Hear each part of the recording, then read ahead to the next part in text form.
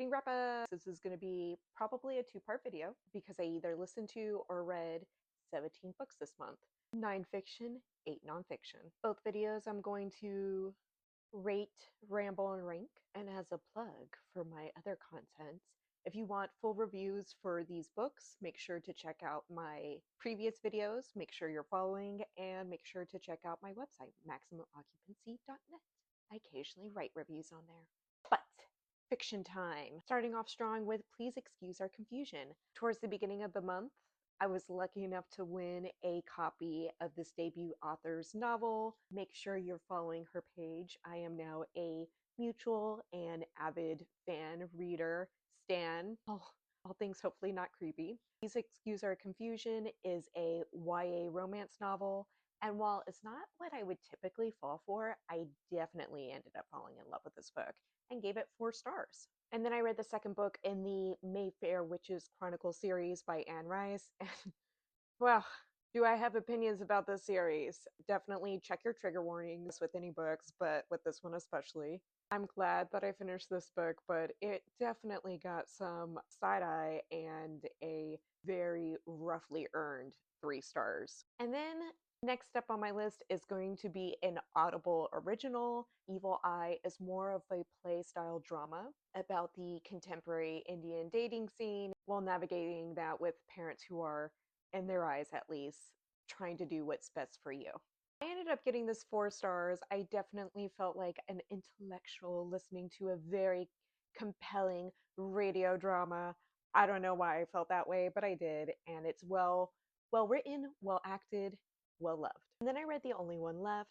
This gothic house story is filled with scandalous women, and since I'm not likely to reread it again, even though I enjoyed it, I only ended up giving it 3 stars. Next up, I have How to Sell a Haunted House from the pop horror writer. His latest novel is his attempt at covering puppets, possessed clowns, haunted house, ghosts, and like the previous ghost story, I ended up giving it 3 stars. Enjoyable, but probably not going to be something that I reread. Leading into Christmas, I actually ended up picking a novel that fit the timeline almost perfectly. Eileen has been turned into a movie, so of course I wanted to read the book before I see the movie. I ended up giving this book 4 stars. And let me tell you, I had some really bad preconceived notions about what this book was going to be, and it was nothing what I thought it was going to be. Things that I thought it was going to be about, for some reason, car, just assumed it was going to be a killer car story like Christine. And from the trailer, I thought that it was going to be more of a sapphic love story, and any queer baiting claims is just because I jumped to conclusions. So good, nonetheless. I had to read this book because it was recommended by a friend, and I wanted to finish it before I saw said friend, so that way we can both gush over it. I did no gushing, except for the hate I found I had for this book. I gave it 2 stars. In fact, I disliked this book so much, I even gave it my worst book of the year award for 2023. I ended out the month with another book that I wanted to read quickly since I ended up gifting it to a friend, Erasure. When compared to Tomorrow and Tomorrow and Tomorrow, it was everything that book was not. It was humorous, it was sad, it was well written, but also so reminiscent of American society as it is today. This book was also made into a movie that I wanted to see. I gave this one 5 stars. I lied. I actually did finish another book at the end of the month.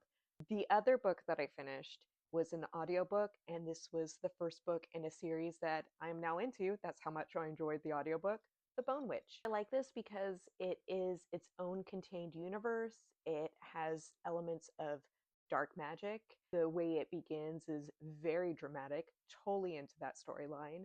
Has its own kingdom, its own court, its own magical school and tests and trials. I've actually just been reading a lot of good books, both in the YA genre and kind of not, that are compelling fantasies. And after finishing this audiobook, I made sure to pick up the other 2 books in the series because I want to know what happens.